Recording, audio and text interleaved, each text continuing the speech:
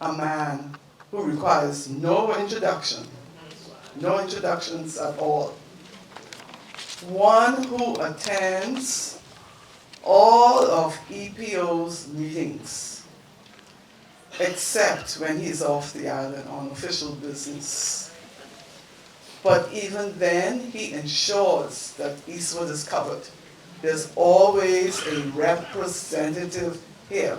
He knows exactly what is happening in Eastwood.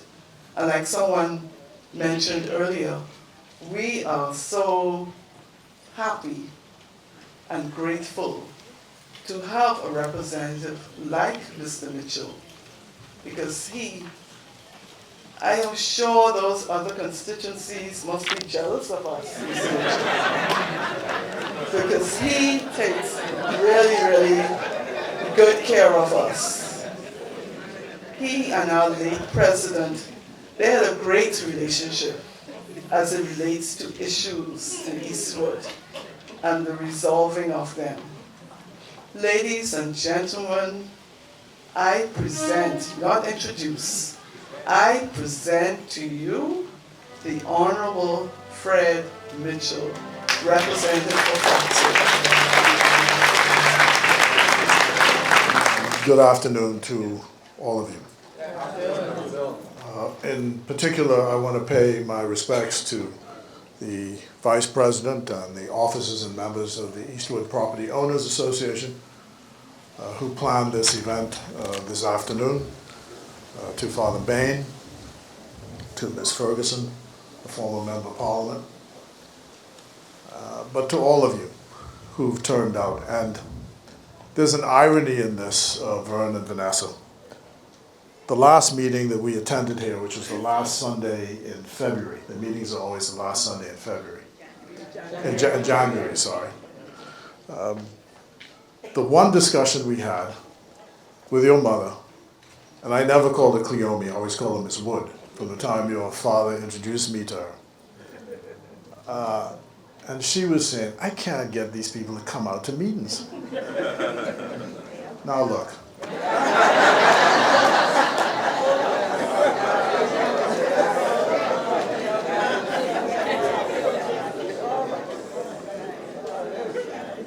And I just said to her, you know, I was speaking to a resident. We were at another function, I think it was a funeral, and she said, oh, how the park looks great. It's a good park, and the Property Owners Association is doing a good job. I said, well, how come you never come out to the meetings? Oh, well, I can't make it, but it's a good job. It's a good job. The economists call it the free rider problem. And that's why, you know, governments take on defense and national security, because nobody can really take it on for themselves. But in community associations, that's always the issue. A small group of people or an individual drives the project. And this gazebo, this pavilion that you're in, is Cleomie Wood's project, from start to finish. Her view about this park was that it was not supposed to be cluttered with too many things. She liked the idea of a wide open space and the field and the walking track and the basketball court and a place for the children, and that it should be clean and properly maintained. And of course, I always told the residents of Eastwood as I walked around that I was extremely jealous of their neighborhood, because the one thing about this neighborhood is it has no wires overhead. Everything is underground. So it's neat and clean. And I also said about this park that I wanted it to be sure to rival the park in Blair. Now, you know why, right? I can say why. I can be polite this afternoon. But if you go to Blair, oh Lord, I said to Adrian White, man, what's happening, man? You all need to cut the grass. So you all got them beat. That was Cleomie Woods. And the other thing, of course, is that the meeting was supposed to start, it normally starts at 4:30 in the afternoon. But for some reason, she had put out in the message, I guess it was because she was flying back from Detroit or something, but she said 4 o'clock. So we were all mixed up. We were all here at 4 o'clock, and she was nowhere in sight. And then she came, oh my God, 4:30. And she showed up, and we had a meeting. It was only 6 or 7 of us, but we were here, and we had the meeting. Now, what is important is, my presence is important because it's, as the Member of Parliament, you should support what communities do. But I want to make a larger public policy message, because in the last 6 months, with the country struggling over the issue of violence and crime, I've been trying to tell people that the longer term response to this has to be community associations and community support. The basketball fellow should have known that if you're having a ceremony, you pause the game during the ceremony. Shouldn't have to ask that as a question. Okay. To some extent, that's our fault, because obviously those values haven't been passed on to the next generation. So I've started in Fox Hill to try to use public funds to encourage the churches to get the kids to go back to Sunday school, because I think that's... And this is important because those of you who read the statistics from the census, which came out, I think, November of last year, will know that a couple of things are happening in our country. The birth rate has fallen below replacement level. So it's now 1.7%, it should be 2.1. So what that means is over the last 10 years, the population has actually been declining. And the only reason we had a rate of increase was because of immigration. So what is happening is the population is getting older. So the median age is now 35. Used to be in the mid-20s. And the younger people are becoming a smaller proportion of the population than the mature people.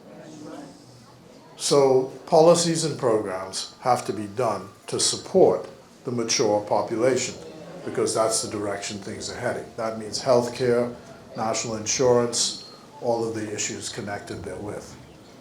And this is a mature neighborhood. There are no small children, very few small children around anymore. Most people are, when I came here first, Kalis Roll, who served as a minister of the government, was a kid playing basketball on this court. And now he's moved out, all the kids his age are all gone. So this is a mature neighborhood. And we have to be sure that these values that we have, we're the guardians of the values. So those who are younger than us, we have a responsibility to ensure that those values are passed on. And I remember quite clearly the dumpster. You all remember that story? So my reputation, as you've heard, was ruined by this dumpster up at the top there. Every day, the dumpster, the dumpster, the dumpster, because the fellas put the dumpster there, Goodwill and all the rest of it, but his equipment broke down and he couldn't move it. So of course, everybody and their grandmother from every other neighborhood was piling garbage in that dumpster. And Miss Wood, she would not relent. She was on the phone to that fella every day. Get that dumpster out of here. It took her about a week and a few days, but it was gone. And it just showed me the dedication which she had to this community. Two things I wanted to say about the ceremony, though, is that when I was burying my father in the Western Cemetery, it was he was cremated, so we just put the urn down into the grave. And my cousin, who's standing next to me, he looked at me and said, well, we can put him down dry, son. It's dry, so we ain't see nothing. So, they don't know me, but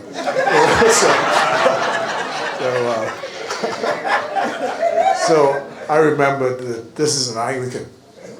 And so we added these two hymns this afternoon to be sure. And I noticed now, and boy, you all went to confirmation class. I noticed every time we said Jesus, everybody went like this. And so, Boy, that's my crew.